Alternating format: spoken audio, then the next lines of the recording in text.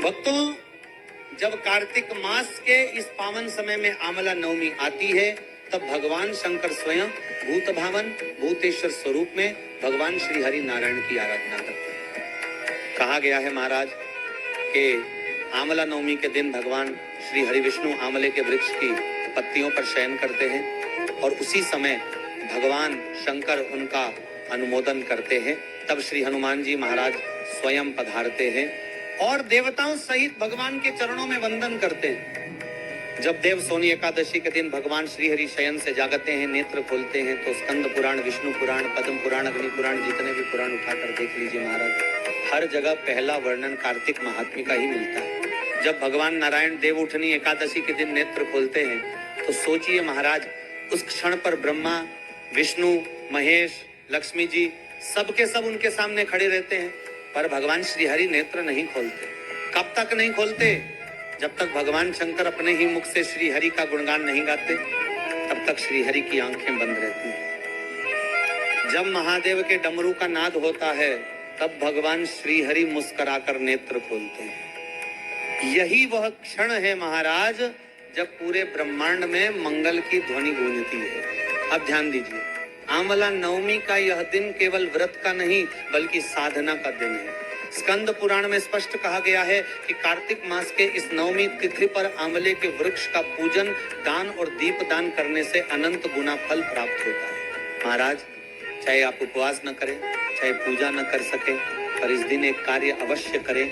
दोपहर 12 बजे से पहले आंवले के पेड़ के नीचे घी का दीपक जलाइए।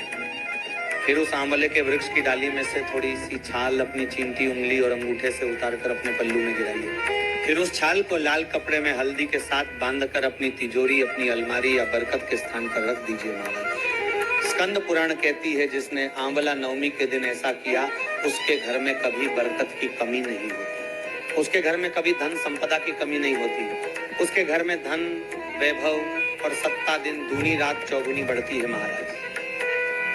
आमला नवमी की कथा में एक प्रसंग आता है, जो माताएं इस दिन व्रत करती हैं, वे आमले के वृक्ष के नीचे जाकर पूजन करती हैं, भोजन करती हैं और वृक्ष की छाया में बैठती हैं। उस दिन किसी को अपशब्द नहीं बोलना चाहिए, किसी जीव को कष्ट नहीं देना चाहिए। पूजन के बाद जब वह माता अपनी झोली फैलाकर चींटी उंगली और अंगूठे से आमले की थोड़ी छाल पल्लू में गिरा लेती है, तो वह छाल उसके घर में सुख और वैभव का प्रतीक बन जाती है। महाराज, रात का एक अत्यंत शुभ समय बताया गया है, रात्रि के 9:15।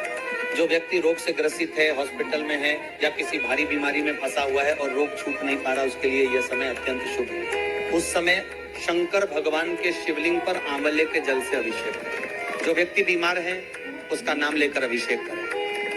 1 दिन, 2 दिन, 3 दिन लगातार करें और देखिए महाराज, रोगी अस्पताल से छुट्टी लेकर घर लौट आएगा, रोग का अंत हो जाएगा। स्कंद पुराण में भी यह लिखा गया है कि कार्तिक मास की आंवला नवमी के दिन आंवले के वृक्ष के नीचे भोजन करने से संपदा बढ़ती है। पहले के श्री शिवाय नमः शुभम साथियों, आंवला नवमी का बहुत ही ज्यादा महत्व है। इस तरह से छाल को अपनी झोली में गिरा करके तिजोरी में हल्दी की गांठ के साथ रखें, जरूर धन संपदा की वृद्धि होती है। साथियों, आंवला नवमी के दिन आंवले वृक्ष की पूजा करना और उसके नीचे बैठ करके तपस्या करना, माला जप करना और कुछ ग्रहण करना, यानी कि मुंह जूठा करने से रोग से मुक्ति मिलती है, कभी धन संपदा की कमी नहीं होती है। आंवले का जो फल होता है, उसमें इस तरह से दीपक लगा करके दीप दान करने का कई गुना फल प्राप्त होता है। तो इस उपाय को जरूर और जरूर कार्तिक मास के 5 दिन हैं, उनमें जरूर करके देखें। आंवला फल में दीपक लगाएं और शिवालय में या नारायण के मंदिर में, लक्ष्मी नारायण मंदिर में, किसी भी मंदिर में जो शिव रूप है, नारायण रूप है, उनके मंदिर में इस दीपक को प्रज्वलित करें, कई गुना फल की प्राप्ति होगी। आंवला नवमी की आप सभी को हार्दिक शुभकामनाएं। इसे अक्षय नवमी भी कहते हैं। इस दिन किया गया दान का कभी क्षय नहीं होता है। तो आंवले के वृक्ष के नीचे कुछ भी दान करें, पर जरूर करना चाहिए। अगर आंवले के वृक्ष के नीचे दान नहीं कर पाते हैं, तो किसी भी ब्राह्मण दंपति के घर पर जाकर के दान करें, इसका भी कई गुना फल प्राप्त होगा। पर आंवला नवमी के दिन दान जरूर करें। चैनल को सब्सक्राइब करें, वीडियो को शेयर करें। हर हर महादेव।